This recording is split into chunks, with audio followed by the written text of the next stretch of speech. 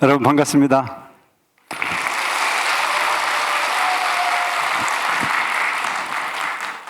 저는 방금 소개받은 춘천시 노인복지관 초대관장이었습니다.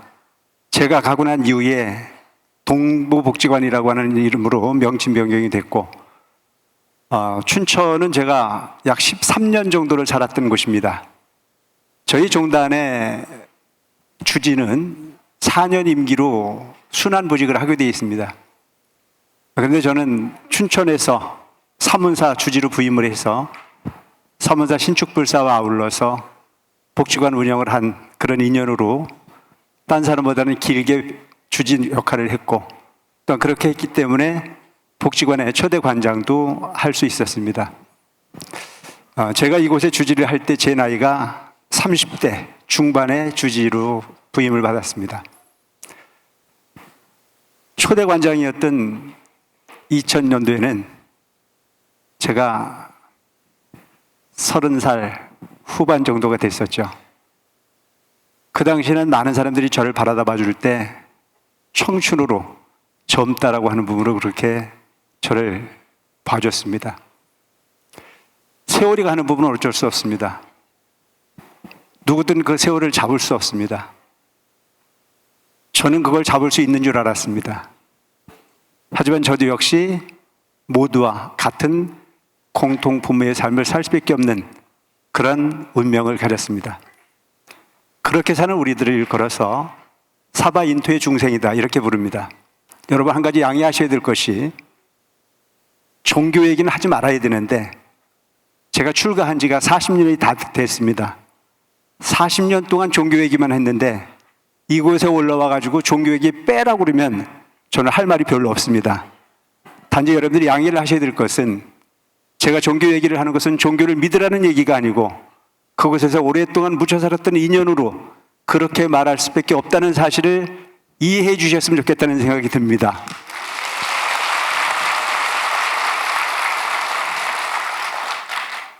이제 저도 환갑진갑이 다 지냈습니다.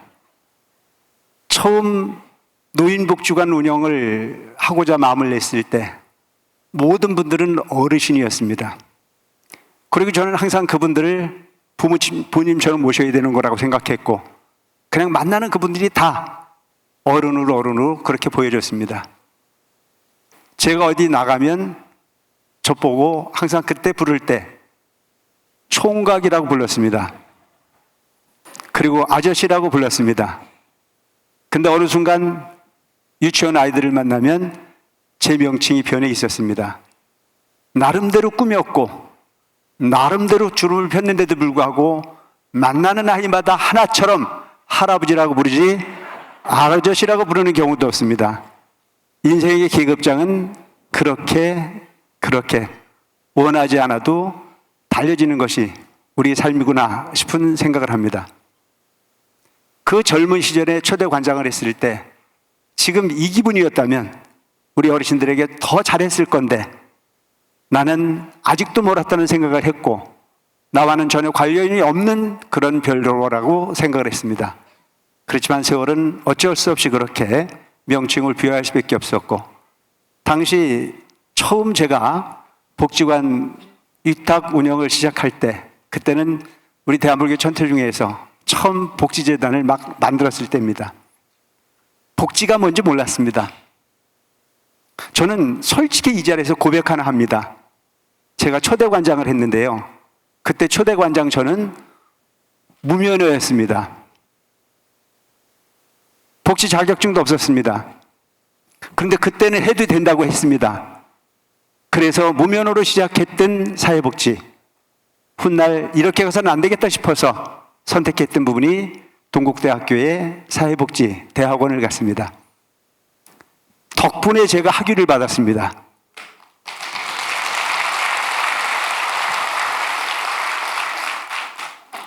모든 삶은 일방통행은 없습니다. 어느 곳에 열심히 하다 보면 그 하는 일에는 반드시 상대방을 위해서 한 이야기지만, 상대방을 위해서 노력한 부분이지만 어느 순간은 그것이 나의 큰 장점이 되고 나의 큰 관록이 되며 나를 위해서 크나큰 득이 된다는 사실도 분명한 것을 보면 이 세상은 홀로 존재하는 세상이 아닌 더불어 함께하는 세상인 게 분명하다는 생각을 하게 합니다. 그렇게 시작했던 춘천시 노인복지관, 아마 운영을 잘했던 많은 사람들에게 좋은 평가를 받을 수 있었고, 그런 인연으로 인해서 이후에 저한테 제안된 것이 춘천시 시니어 클럽을 운영하라고 하는 제안이 왔습니다. 또한 받아들였습니다. 그리고 조금 잘한다는 평가를 받았습니다. 일본에 견학도 갔다 왔습니다. 생전 해보지도 않았던 콩나물 공장도 만들었습니다. 두부 공장도 만들었죠. 식당도 만들었습니다. 하나마다 매장도 만들어 봤죠. 많은 곳에서 잘한다라고 하는 평가가 이루어지기 시작했습니다.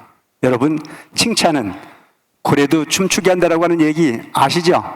네, 그랬습니다. 그렇게 좋은 평가를 받아내면서 또 저에게 또 다른 기회가 왔습니다. 노인이 학대받는 시대가 됐다. 노인들이 학대를 막을 수 있는 기관이 필요하다. 그래서 강원도 노인학대 예방센터를 맡으라고 했습니다. 졸지에 제가 관장이 3군데의 관장이 될 수 있었습니다. 대단하죠? 아무것도 아닌 계급장도 없고 자격증도 없고 거꾸로 자격증을 만들어가는 저였는데도 불구하고 강원도는 인심이 참 좋았고 춘천시는 더욱더 인심이 참 좋았던 걸로 기억합니다. 이름 없던 제가, 어린 제가 강원도의 수보도시 이곳에 주지로 발령받은 것만 하더라도 많은 사람들이 질투의 대상이었고 또한 앞서간다라고 하는 평가를 받았던 것이 사실이기도 합니다. 일이 어렵다기보다는 주변에 많은 사람들의 눈총이 무서웠습니다. 질투가 무서웠습니다. 너보다 훨씬 더 경력이 많은 사람도 많은데도 불구하고 왜 너가 거기를 가야 되냐라고 하는 얘기도 들었습니다.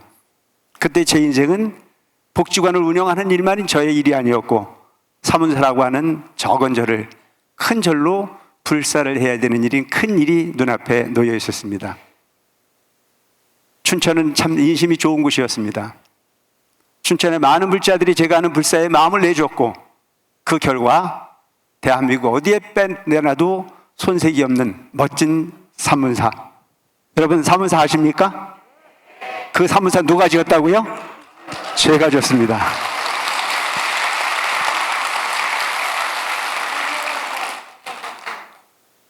마음이 있으면 분명히 이루어집니다. 저는 이곳에서 분명히 이야기를 합니다. 특별한 능력, 그 능력은 개인의 능력이 아닌 더불어 함께하는 능력을 만들어내는 것 자체가 가장 큰 가치라고 생각합니다. 그런 면에서 본다면 바로 더불어 함께하는 인과 인연, 마음을 열어놓고 함께하겠다라고 하는 의지를 모두에게 호소하면 그 호소가 하나가 될 수 있는 일이 가능합니다. 저는 당시에 동계올림픽을 유치하기 위해서 강원도에서 유치한 슬로건 하나가 있었습니다. 혼자 꾸는 꿈은 꿈에서 끝나지만 함께 꾸는 꿈은 현실이 될 수 있다라고 하는 슬로건이 있었습니다. 그것이 강원도가 동계올림픽을 유치하고자 하는 그런 희망의 메시지였습니다. 저는 지금도 어딜 가든 항상 불사라고 하는 부분을 앞뒀을 때마다 이야기합니다. 혼자 꾸는 꿈은 꿈에 지나지만 더불어 함께 꾸는 꿈은 현실이 될 수 있다. 여러분, 복지는 바로 그런 거라고 생각합니다. 내 혼자 하는 삶이 아닌 평균치 이하의 삶을 살 수밖에 없는 현실에 있는 그들에게 함께 살겠다라고 손을 내미는 과정에서 끝난 것이 아니고 이미 그는 평균치 이상의 삶을 누릴 수 있는 평균치 인생을 살아갈 수 있는 환경을 만들어 이뤄갈 수 있다라고 하는 것이 바로 복지의 현실이 아닐까 싶은 생각을 합니다. 제가 춘천 사문사 불사를 처음 시작할 때 돈 3천만 원 갖고 시작했습니다. 주변 땅이 필요해서 땅 사고 나니까 돈 없었습니다. 설계비도 나오지 못할 정도의 정말 열악한 환경이었습니다. 종단에도 되고 제가 지금 현재의 사문사의 모습을 프로포즈를 했습니다. 저를 이렇게 짓겠다라고 말씀을 드렸습니다. 모든 사람들이 반대를 했습니다. 너무 크다. 너무 커도 너무 커서 짓는 것이 문제가 아니고 운영이 문제일 거다라고 하는 걸로 비난하기 시작했습니다. 근데 그 당시에 많은 사람들이 시기와 질투가 있었고 안 된다라고 말했을 때 딱 한 분이 제 말을 들어줬습니다. 그분은 당시에 우리 종단의 총무원장 전자운자 운덕 스님이었습니다. 너는 할 수 있어. 할 수 있다라고 말씀해 주시는 그 부분의 용기를 얻었습니다. 돈 한 푼 없는 상태에서 당시에 70억이라고 하는 어마어마한 불사를 이루어야 되는 현장에 제가 마음을 낼 수 있었습니다. 그때 스님께서는 저한테 그런 얘기를 했습니다. 너가 할 수 있는 부분이 어느 정도 될 수 있겠냐? 나머지는 내가 도와줄게. 멋진 스님입니다. 여러분, 나한테 동조하는 사람은요, 좋은 사람입니다. 내 의견에 따라주는 사람은 무조건 좋은 사람입니다. 그리고 내 의견에 반대하는 사람은 나쁜 사람입니다.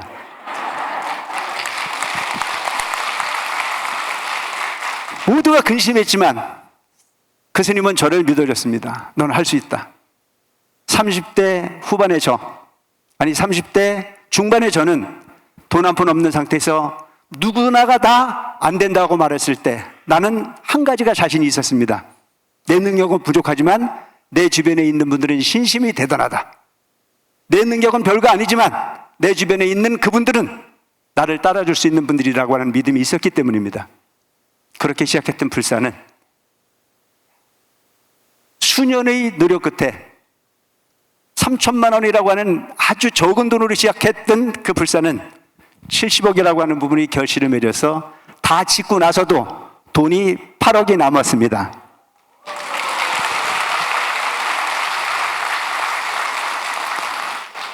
저를 짓고 저를 운영하는 걸로 유명한 게 제가 아니었습니다. 주변에 많은 사람들은 저를 칭찬했습니다. 그 칭찬의 내용은 어려운 가운데서도 사회복지에 마음을 냈다라고 하는 걸로 칭송을 하기 시작했습니다. 복지관의 운영, 그것은 우리 춘천시 어르신들에게 처음 있는 일이었습니다.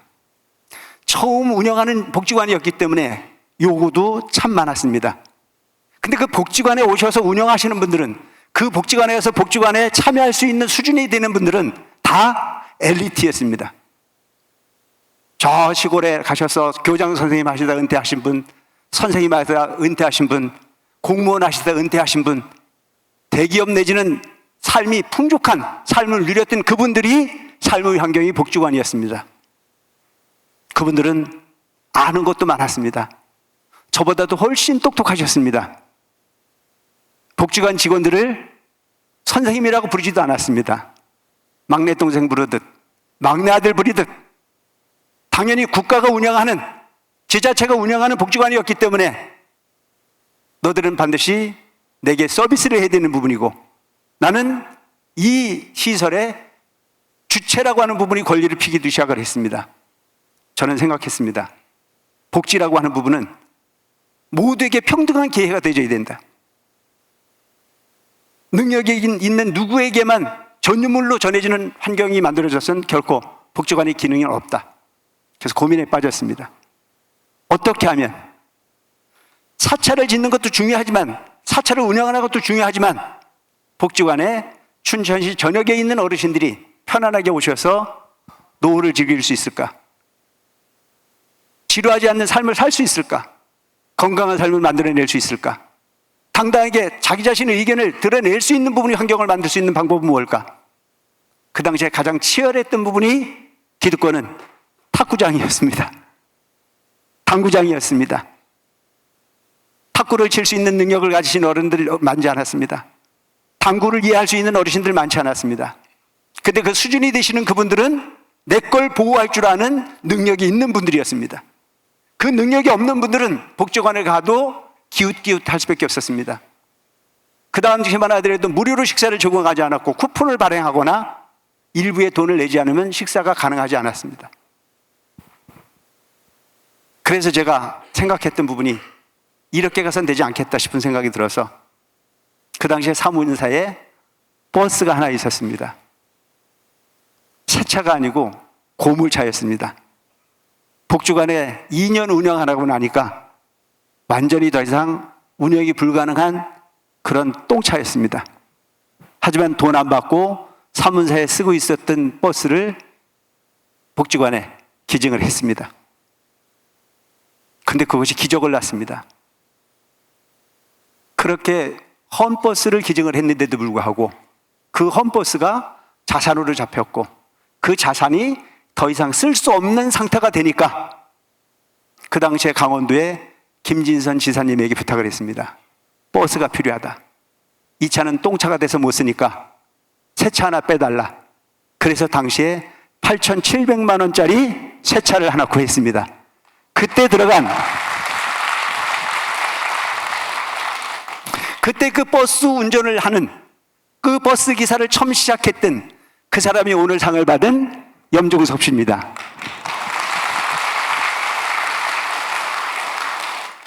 제가 버스를 사달라고 원했던 부분은 딱 한 가지였습니다. 복지는 가진 자의 전유물이 돼서는 안 된다. 모두에게 평등한 기회를 부여할 수 있는 복지관이 되어야 되겠다. 수준이 안 되면 수준을 만들어서라도 그들이 함께 할 수 있는 환경을 만들어줘야 되겠다는 생각을 했습니다. 그래서 버스가 필요하다고 얘기했습니다. 버스가 확보가 됐어요. 그래서 그 이후부터 춘천시 전역에 있는 저 시골의 경로당을 요일별로 할당을 했습니다. 그러고 났더니 그분들에게 복지관을 모셔다가 복지관에서 생활할 수 있는 기회를 드렸을 때 그분들이 또한 어려움이 하나 또 생기기 시작했습니다. 그것은 뭐냐? 점심값이 없다. 복지관에 모든 부분이 다 있지만 금강산도 식후경 먹어야 할 거 아니냐. 근데 나는 밥 먹을 수 있는 부분이 능력이 없다. 그래서 다시 프로포즈를 한 것이 뭐냐면 저 시골 지역에 어려운 환경에 놓여 있는 경로당 어르신들이 눈치 안 보고 밥 먹을 수 있는 쿠폰을 만들어낼 수 있도록 예산을 달라. 그래서 제가 그렇게 해서 예산을 땄습니다. 그래서 그분들에게는 항상 오실 때에 점심 걱정하지 않고 편안하게 점심 그냥 드실 수 있는 환경을 만들어 드렸습니다. 저는 지금도 주장합니다. 복지관 나 같은 사람이 해야 합니다.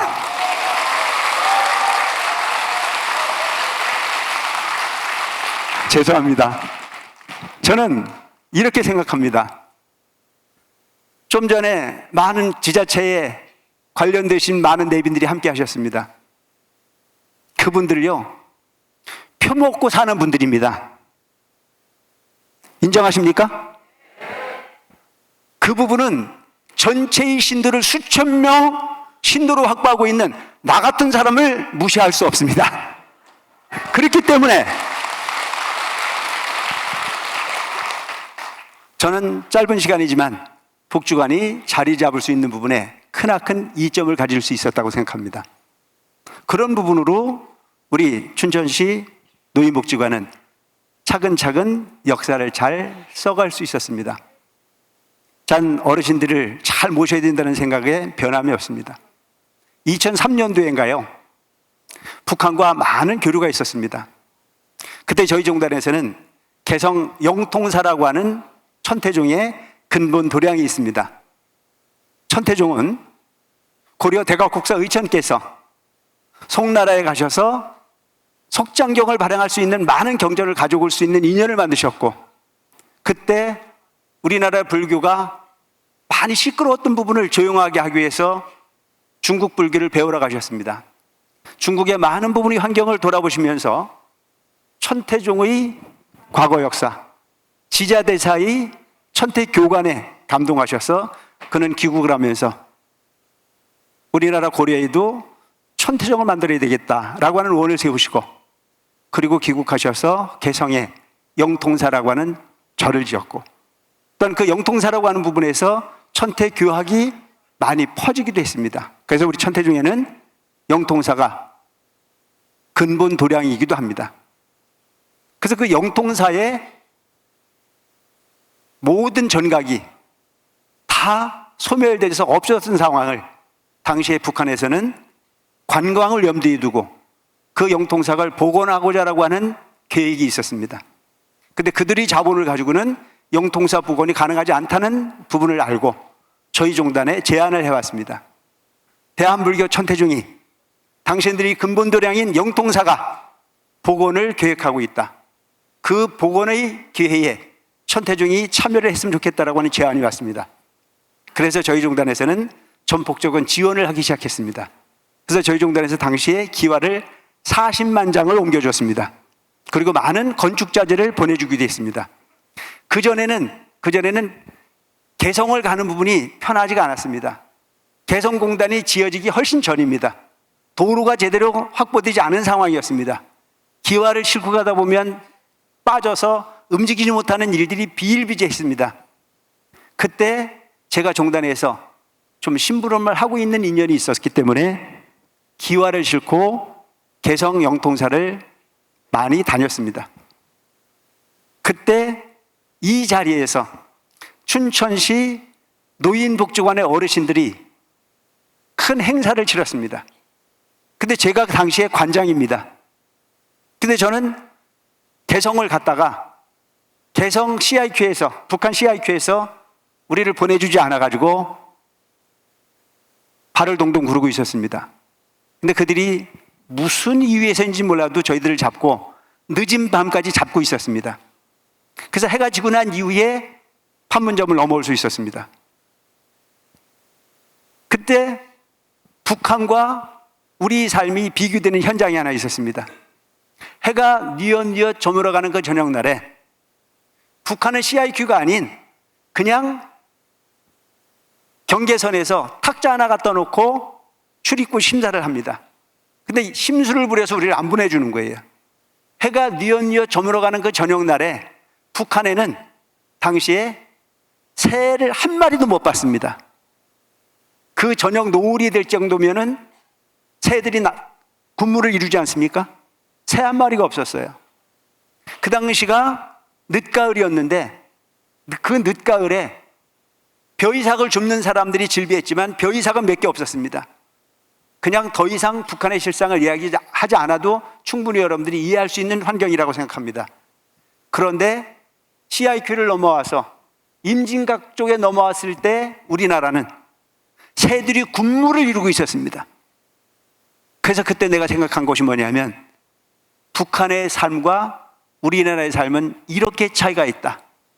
우리나라의 새는 군무를 이룰 정도로 먹고 그렇게 지천인 곳에서 낙원의 삶을 살고 있다면 당시의 북한의 삶은 새도 굶어 죽을 판이다. 이와 같이 풍요로운 나라를 만들었던 건 누가 만들었던 건가?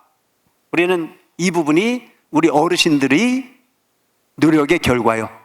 그 결과에 우리가 지금 편안한 삶을 살고 있다는 사실을 현재 젊은이들이 알아야 되는데도 불구하고 현재 젊은이들은 당시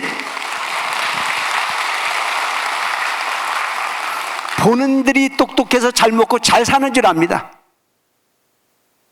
속상하시죠? 맞는 얘기입니다.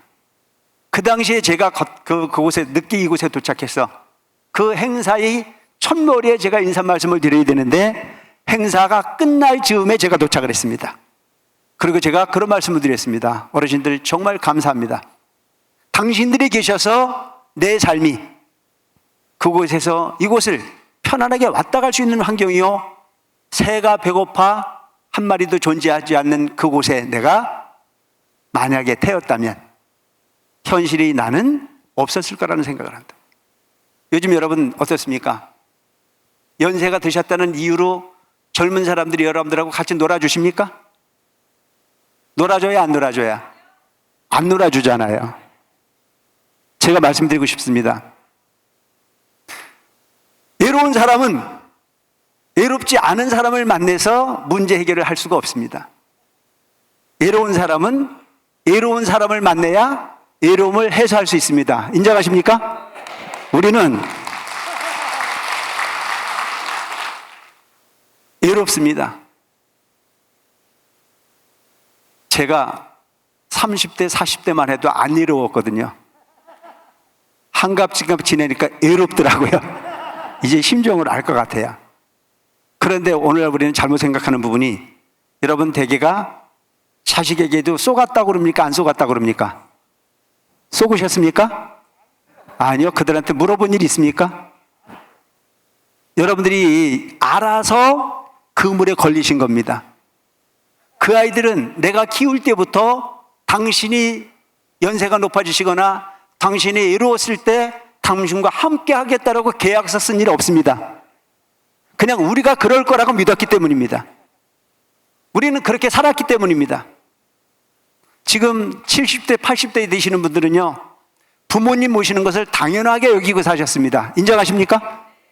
나는 못 먹어도 부모님은 모셔야 된다는 생각을 하고 살았고, 나는 힘들어도 부모님만큼은 편안하게 모셔야 된다는 걸 당연지사로 여겼습니다. 시집살이요? 시어머니가 원하면 뭐든지 해야 된다는 게 며느리의 다짐이었습니다. 요즘 그런 며느리 있습니까? 그런 며느리가 있다면 천연기념물입니다.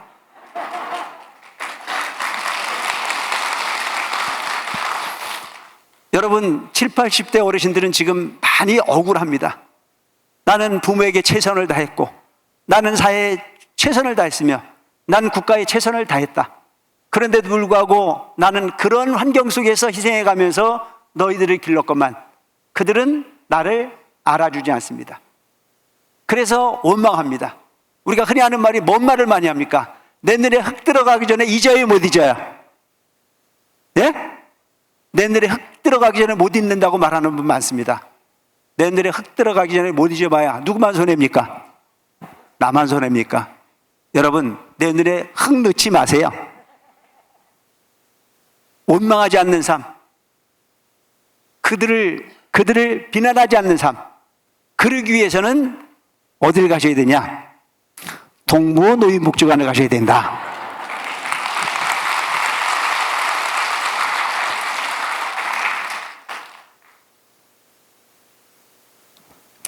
우리는 지혜로울 필요가 있습니다.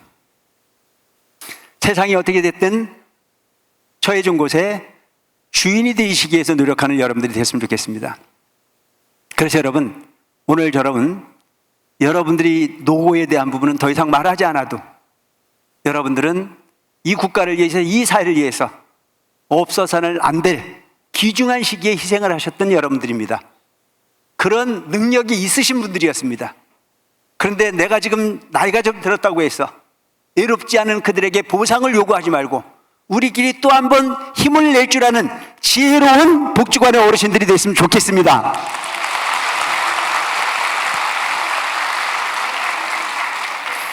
그러기 위해서는요, 우리는 지금부터 어떻게 살아야 되는지를 생각할 필요가 있습니다. 첫째,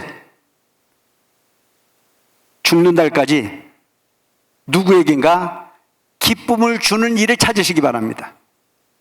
누군가가 나에게 무언가를 해주기를 바라는 삶을 살지 마시고, 내가 지금부터라도, 지금 이 순간이 지금까지 살아온 날 중에 최고 행복한 날이 될 수 있도록 우리 다시 한번 계획을 세울 필요가 있습니다.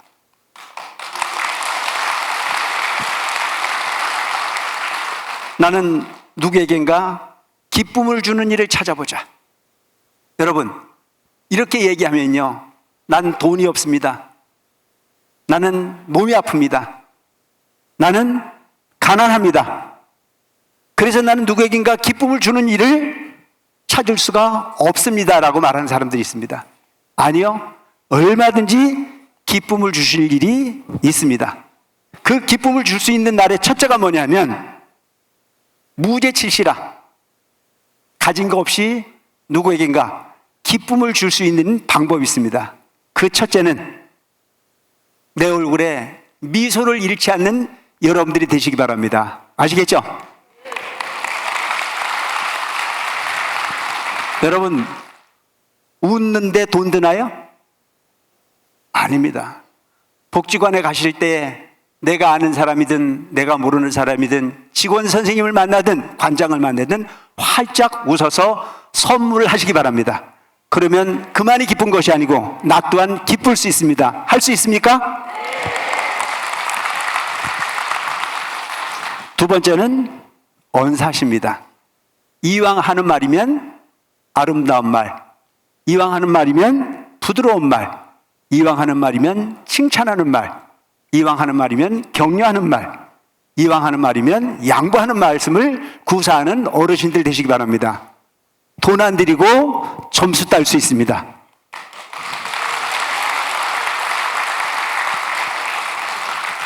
그런데 우리는 참 무게를 잘 잡습니다.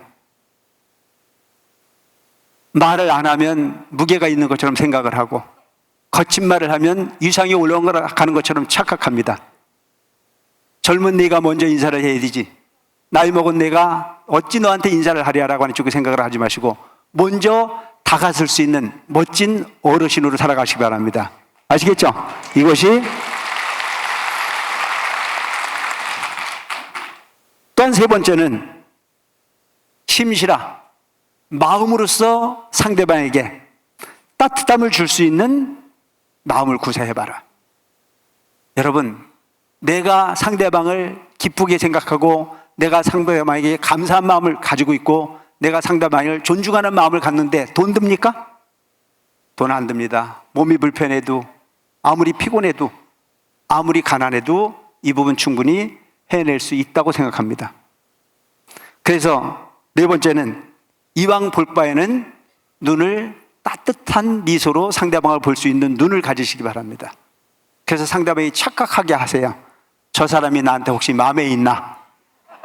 라고 하는 느낌이 들 정도로 좋은 눈으로 상대방을 살펴주시기 바랍니다.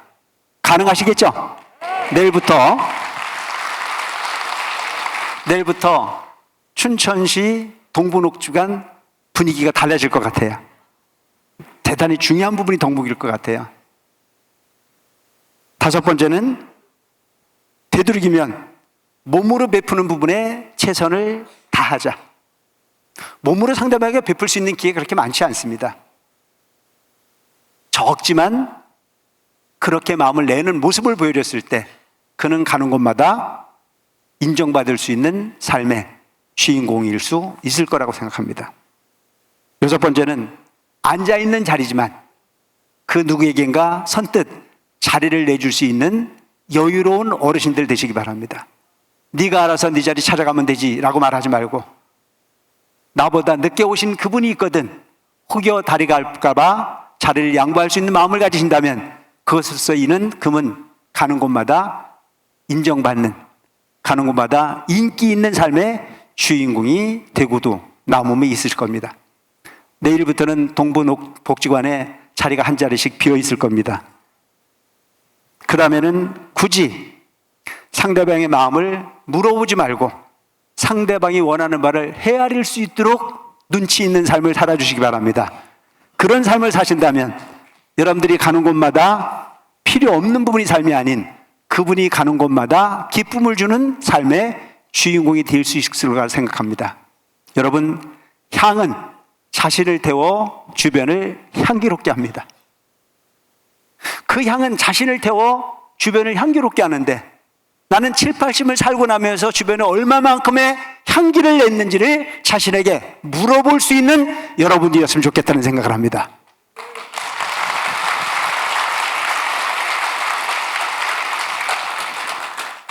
오늘 이 자리에는 일자리에 동참하시는 어르신들도 많이 계시는 걸 알고 있습니다. 존경합니다. 누군가를 위해서 그 대가에 부응하기보다는 내가 이 사회에 필요한 부분이 삶으로 내가 줍는 휴지 하나가, 내가 뽑는 풀 한 포기가 누구에겐가 기껏 기쁨을 줄 수 있는 일이라고 하는 긍지를 가져주시기 바랍니다. 그 삶으로서 여러분들의 생활은 바뀌어질 수 있을 거라고 생각합니다. 어차피 해야 될 일이라면 나는 이 사회에 향기를 뿜는 주인공이 되겠다라고 하는 마음으로 살아가신다면 나이는 숫자에 불과합니다. 인생의 계급장을 나이로 따지지 마시고 경륜으로 따져갈 수 있는, 모든 사람들이 내게 인생을 상담해 올 수 있는 멋있는 상담자로 살아가시기 바랍니다. 묻지 않는 말에 상담을 할 것이 아닌 묻는 말에 진심을 다할 수 있는 존경받는 어르신, 존경받는 삶을 스스로 펴가시기 바랍니다. 여러분, 불교에서 이야기하는 부분이 이런 게 있습니다. 인생에는 6가지 괴로움이 있다. 그래서 4가지 큰 괴로움, 8가지 큰 괴로움으로 나누는데 그 괴로움의 본질은 나는 것 괴로움이요, 늙는 것 괴로움이요, 병드는 것 괴로움이요, 죽는 것 괴로움이다, 이런 얘기를 한 바가 있습니다. 여러분, 나는 게 괴로운 거라고 이야기를 하고 있습니다. 그런데 여러분, 이 세상에 나오고 싶어서 나오신 분이 있습니까? 예? 저는 옛날에 우리 부모에게요, 날 낳았다고 원망을 많이 했습니다. 왜? 잘나지 못했기 때문에. 키도 적죠, 얼굴도 별로죠, 머리도 별로죠. 그래서 해먹을 게 없어서 한 게 스님입니다.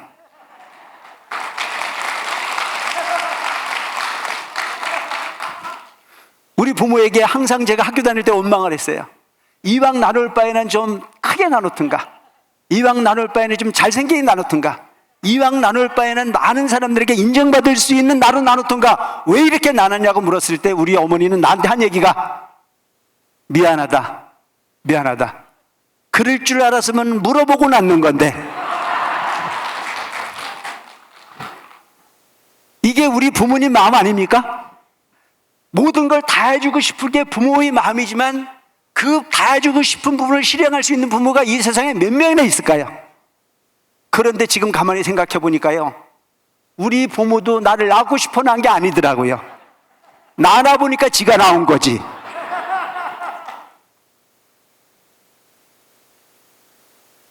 그래서 여러분, 낳았다라고 하는 부분이 괴롭다는 이유가 뭔지 아십니까? 왜 괴로울까라고 물어봤어요. 왜 낳는 것이 괴로움일까? 낳았다라고 하는 부분이 괴롭다는 얘기는요, 죽고 싶지 않아서 괴로운 거예요. 나왔기 때문에 우리는 죽어야 됩니까? 안 죽어야 됩니까? 안 죽을 뿐 있어요, 없어요? 안 죽을 뿐 없습니다. 죽어야 돼요. 지금까지 안 죽은 사람이 한 사람도 없습니다. 혹시 있으시면 저한테 좀 알려주세요. 다 죽어요. 그런데 문제는 죽을 줄 알고 죽으면 괜찮아요. 안 죽을 줄 알고 죽는 게 문제죠. 근데 여러분, 지금부터 반드시 언젠가는 죽는다는 생각을 긍정적으로 받아들이시기 바랍니다. 아시겠죠? 다 죽는다. 그런데 준비된 죽음의 삶을 살아라. 그래서 여러분, 만약에 죽고 난 다음에 지옥이 있고 극락이 있다면 어디 가고 싶으세요? 어디 가고 싶으세요? 안 물어봐도 알죠. 나도 극락 가고 싶어요. 그럼 그 극락은 누가 갈까요? 지금 이 갈고 있다 죽으면 극락 갈까요? 지금 내 눈에 흙 들어가기 전에 못 잊는다고 원망하고 죽으면 극락 갈까요? 안 가요. 현실을 즐겁게 사는 사람만이 다음 생도 즐겁게 살 수 있습니다. 인정하십니까? 그래서 여러분, 되도록이면 긍정적 삶을 영위할 수 있는 여러분들이 되시기 바랍니다. 왜 낳냐고 묻지를 말고 어차피 낳았으니까 행복하게 살다 가자. 그렇게 살기 위해서는 원망하는 삶을 살지 말고 현재의 삶을 즐길 줄 아는 여러분들로 살아가시기 바랍니다. 그것이 멋진 인생일 수 있습니다. 두 번째, 우리는 늙어야 됩니까? 안 늙어야 됩니까?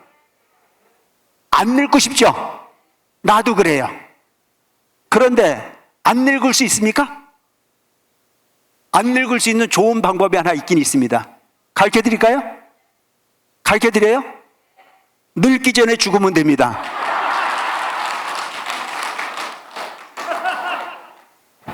여러분, 늙는 것은 아무에게 주어지는 선물이 아닌 어르신들에게만 주어지는 축복이라는 사실을 기억하시기 바랍니다.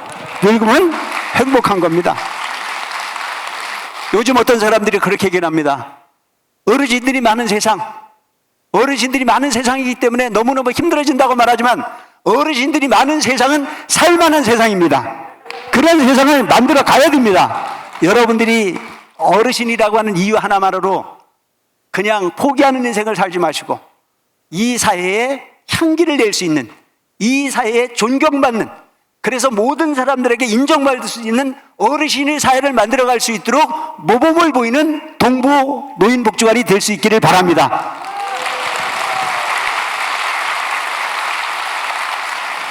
그렇게 하시는 방법은 어렵지 않습니다. 복지관에 가셔가지고 탈 잡지 마시고 나이가 어리지만 손자 같지만 손녀 같지만 선생님하고 웃고 따라가면요, 없는 것도 만들어주게 돼 있습니다. 우리는 스스로 만들어갈 필요가 있는 부분인 거죠. 그래서 여러분, 연세가 높아지시는 것은요, 아무나 높아질 수 있는 부분이 아니에요. 연세 높으신 분이 건강하게 잘 살아가시는 부분이 삶의 지혜입니다. 이 삶의 지혜를 젊은 사람들에게 전수할 수 있는 여러분들이 됐으면 좋겠다는 생각을 합니다. 나는 그냥 사라지는 부분이 아니다. 내가 이만큼 살았던 것은 난 이미 사회의 지도자다라고 하는 긍지 가지시는 여러분들이 되시기 바랍니다.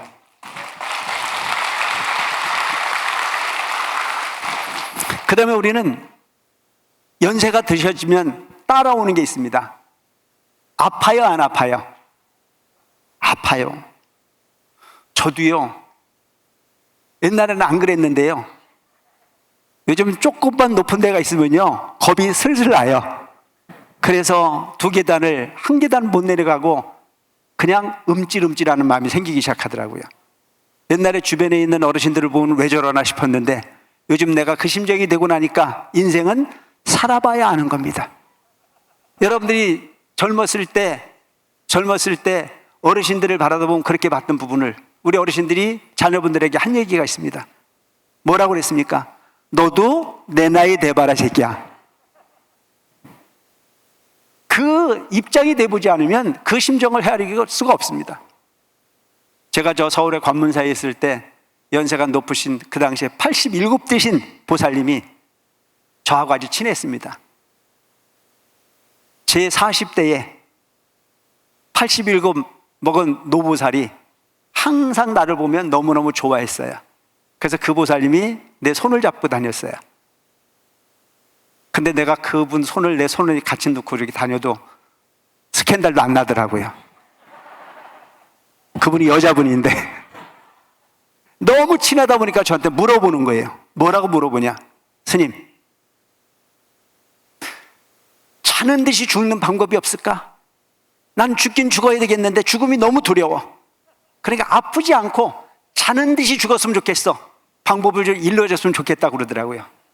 그래서 제가 그분에게 뭐라고 그랬냐면, 그걸 알았으면 내가 특허를 냈지. 한 가지 방법은 있습니다. 결코 후회하지 않는 삶을 살기 위해서 노력하십시오. 죽는 그 순간까지 나는 아픈 환자라고 생각하지 마시고 나는 이 병을 고칠 수 있다는 희망을 놓지 않으면 반드시 그 희망이 진통제가 될 거고 그 희망이 그 고통을 잊게 할 수 있을 거라고 하는 말씀을 드린 적이 있습니다. 여러분, 절망으로 받아들이지 마시고 희망을 잃지 않는 노년의 삶이 될 수 있도록 용기 내시기 바랍니다. 그 부분이 여러분들의 삶을 행복하게 할 거라고 생각합니다. 설사 어떤 일이 있다라고 하더라도 포기하지 마시고 현실의 삶의 주인공으로 살 수 있도록 최선을 다하시는 삶을 살아가시기 바랍니다. 그리고 되도록이면 여러분, 모든 곳에 주인이 되시기 바랍니다. 모든 곳에 주인으로 살아가시는 것 자체가 가장 중요한 일이라고 생각합니다. 방관자가 되지 마시고 반드시 주인이 되시기 바랍니다. 오늘 여러분 너무 지루하시죠? 이렇게 좋은 자리가 있을 것 같으면 며칠 동안 연구를 했을 건데 저도 너무 바쁜 일이 많다 보니까 그렇게 하지 못해 죄송합니다. 제가 주인이 얼마나 좋은 건지 한번 말씀을 드리겠습니다. 저는 우리 불자들에게 항상 그런 얘기를 합니다. 부처님의 상속자가 되라. 상속자는 주인이 상속을 받지 객은 절대 상속을 받을 수 없다. 행복은 행복한 사람에게 상속이 가능한 거예요. 원망하지 않는 삶을 살아야 돼요. 상대를 무시하지 말고 상대방을 존중할 수 있는 마음을 가지고 살아갈 필요가 있습니다. 옛날에 어떤 멋있는 아주 훌륭한 스님이 시내 중간에 절을 하나 가지고 있었습니다. 옆에는 기생집이 있었습니다. 스님이 기생을 바라다 보면서 어떤 생각을 가졌을까요? 기생을 부러워했을까요? 아니요, 기생을 부러워하지 않았습니다. 그 스님은 청정한 계행을 지키는 스님이었습니다. 그래서 기생집 주인을 바라다 보면서 항상 하는 얘기가 업신 여겼습니다. 뭐 해먹을 게 없어서 기생을 해먹고 사냐라고 하는 쪽으로 원망을 했습니다. 근데 그 기생은 항상 스님을 바라다 보면서 스님이 부러웠을까요? 안 부러웠을까요? 부러웠습니다. 그래서 어떤 생각을 하고 살았냐면 스님은 참 좋으시겠다. 저렇게 열심히 기도를 하시고 저렇게 열심히 계행을 지키시고 많은 사람들에게 좋은 일을 하고 사시니 그는 극락을 갈 거라고 생각을 했습니다. 그래서 스님을 바라다 보면서 항상 존경했습니다. 스님은 훌륭하시다고. 역으로 스님은 기생을 바라다 보면서 항상 업순여겼습니다. 뭐 해먹고 살 게 없어가지고 그 짓을 하고 사나. 나중에 죽고 났더니 스님은 지옥을 가 있고 기생은 극락에 가 있었습니다. 왜 그럴까요?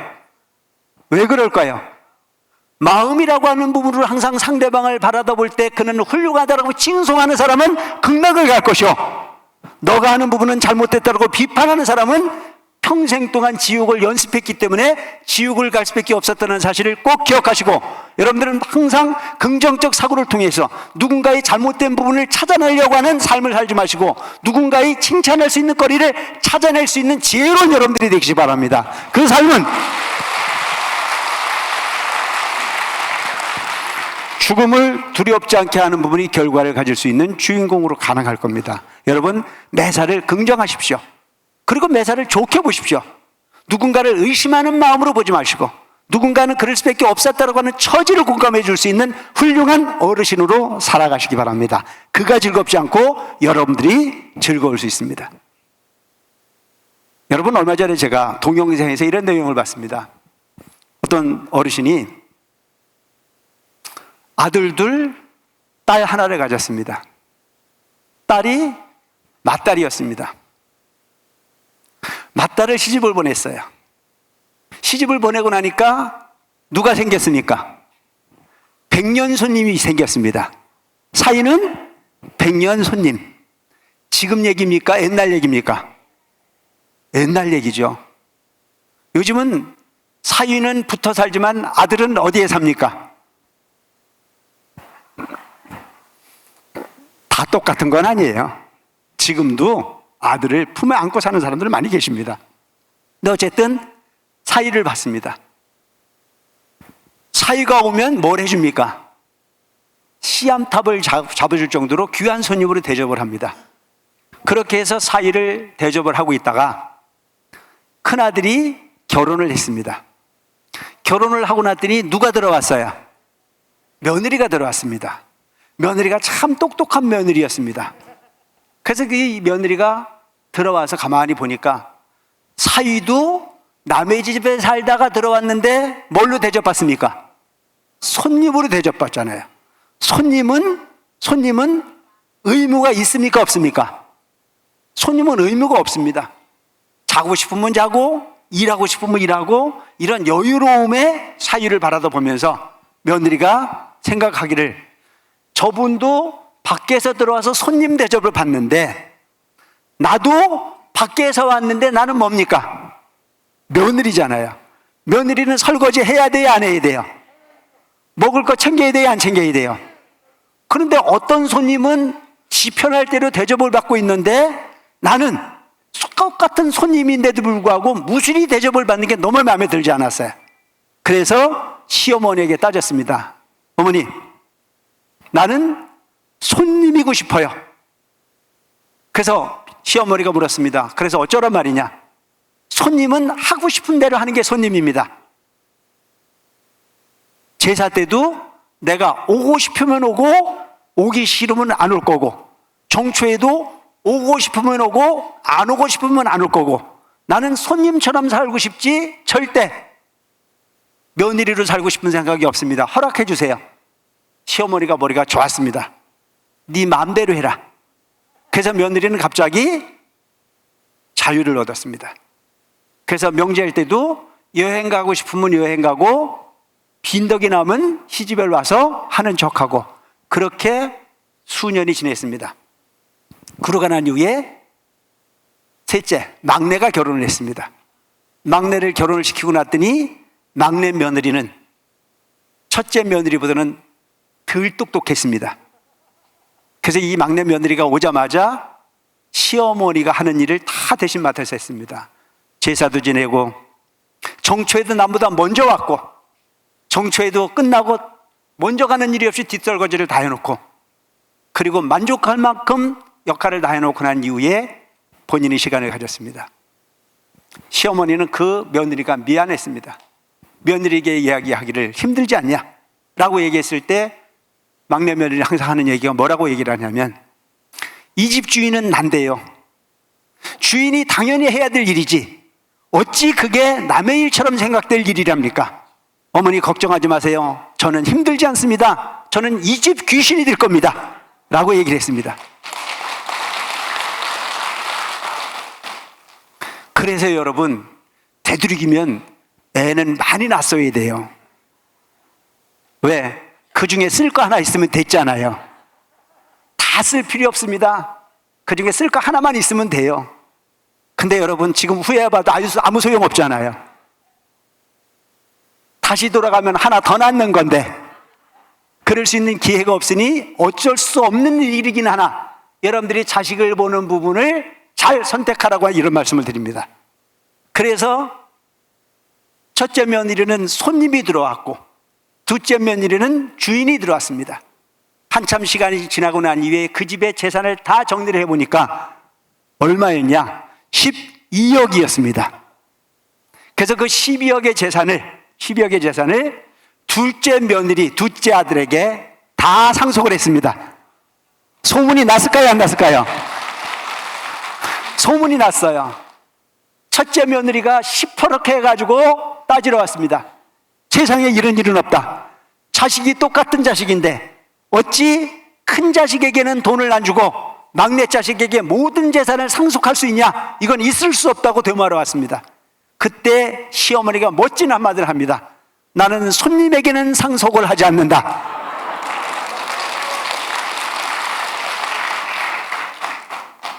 여러분, 손님 키우지 마시고 상속자를 키우시기 바랍니다. 그래서 가는 곳마다 주인이 될 수 있는 삶을 사시기 바랍니다. 주인이 되는 삶을 상속하시기 바랍니다. 돈 몇 푼 줘서 자식을 어떻게 하려고 하지 마시고 여러분들이 마음껏 사시고, 그리고 그 자식에게는 바른 정신을 계승할 수 있는 그런 상속의 주인공이 될 수 있도록 지혜로운 삶을 살아가시기 바랍니다. 아시겠죠?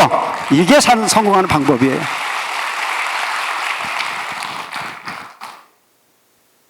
무조건 사랑? 아니요. 그들이 조건을 붙여서 부모를 모신다면 나도 기꺼이 조건을 붙여서 자식을 보려고 하는 마음을 갖는 것 자체는 결코 나쁘지 않은 마음일 거라고 생각합니다. 여러분, 가는 곳마다 주인이 되시기 바랍니다. 남이 나를 도와줄 때를 기다리지 말아 이거예요. 기대가 크면 실망이 커요. 그래서 제가 가는 곳마다 하는 얘기가 뭔 얘기를 하는 줄 아십니까? 목표를 적게 가지세요. 목표를 적게 가지면 행복이 자주 일어납니다. 목표를 너무 크게 가지면요, 행복은 참 멀리 있습니다. 여러분, 적은 목표를 가지고 잦은 행복의 주인공이 되시기 바랍니다. 아시겠죠? 커봐야 기대만 큽니다. 그 기대는 나를 슬프게 합니다. 적은 부분으로 만족을 갖기 위해서 최선을 다하는 삶을 살아주시기 바랍니다. 그리고 여러분, 아무리 힘들어도 지금은 힘들다고 누워있으면 절대 희망이 없습니다. 무슨 일이 있어도 자고 일어나면 밖으로 나가시기 바랍니다. 아시겠죠? 가셔야 돼요. 어디로 가셔야 됩니까? 동부복지관으로 가야 됩니다. 가셔서 만나세요. 가셔서 웃으세요. 가셔서 반가워하세요. 가셔서 나 잘났다고 하는 생각은 절대 하지 마세요. 너 잘났다고만 말해주시기 바랍니다. 아시겠죠? 나 잘났다 그러면은요, 나하고 안 놀아줘요. 너가 잘났다. 우린 지금부터 내가 말을 하는 주체가 되지 마시고 상대방의 이야기에 귀 기울여서 찬사를 보낼 수 있는 부분을 연습하시기 바랍니다. 아시겠죠? 상대방 하는 말이 무슨 말인지 못 알아들어도 괜찮아요. 그냥 고개만 끄덕거리면 됩니다. 그리고 박수를 치시면 됩니다. 그러면 그 사람이 나한테 짜장면 사줍니다. 대단히 중요한 부분은, 여러분, 내가 주인공이 되려고 하지 마세요. 다 살아보셨지 않습니까? 이젠 지금부터는 조연을 하시기 바랍니다. 조연으로서도 얼마나 행복할 수 있습니다. 그래서 여러분, 되도록이면 남이 나를 도와줄 거라고 하는 생각은 하지 말고 내가 상대방에게 도움이 될 수 있는 삶을 살되, 그 도움이 될 수 있는 삶은 돈이 아닙니다. 물질이 아닙니다.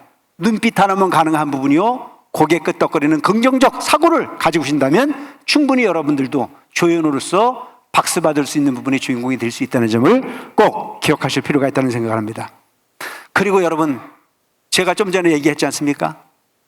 즐거운 사람에게 가서 끼려고 하지 마세요. 안 끼워줍니다. 외로운 사람을 친구로 잡으세요. 그와 손잡으시기 바랍니다. 그런 부분이 삶을 살아가시다 보면 여러분들은 하루하루가 지루하지 않을 겁니다. 그래서 사람인 자는 서로 기대고 살으라고 하는 부분이 바로 사람인 자이듯이 지혜로운 삶을 살기 위해서는 항상 사람인 자를 머리에 기억하고 사실 수 있는 여러분들이 있으면 좋겠습니다. 그리고 마지막으로 남의 인생에 간섭하지 마시기 바랍니다. 여러분들은 경험이 너무 많으셔서 자녀분들에게 틈만 나면 뭘 했느냐고 물어보는데요, 그들이 물어볼 때까지는 절대 입 벌리지 마시기 바랍니다.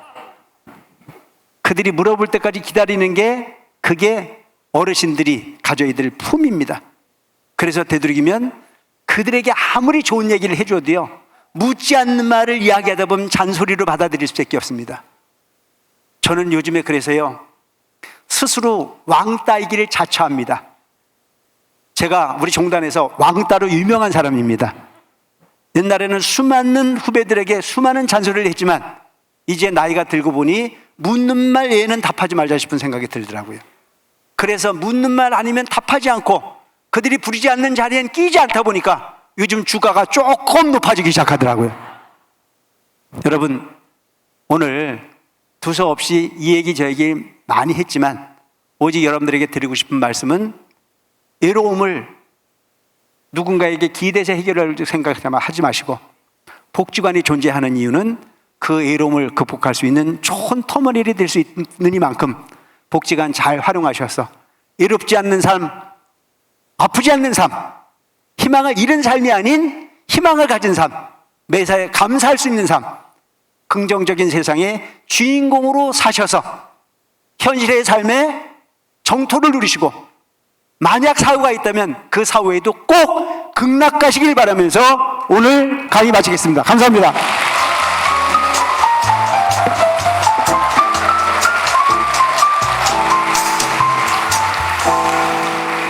네, 대한별교 천태종 대성사 주지스님이시자 우리 복지관 초대 관장 스님이신 월터 스님의 귀중한 강연을 함께할 수 있어서 영광이었습니다.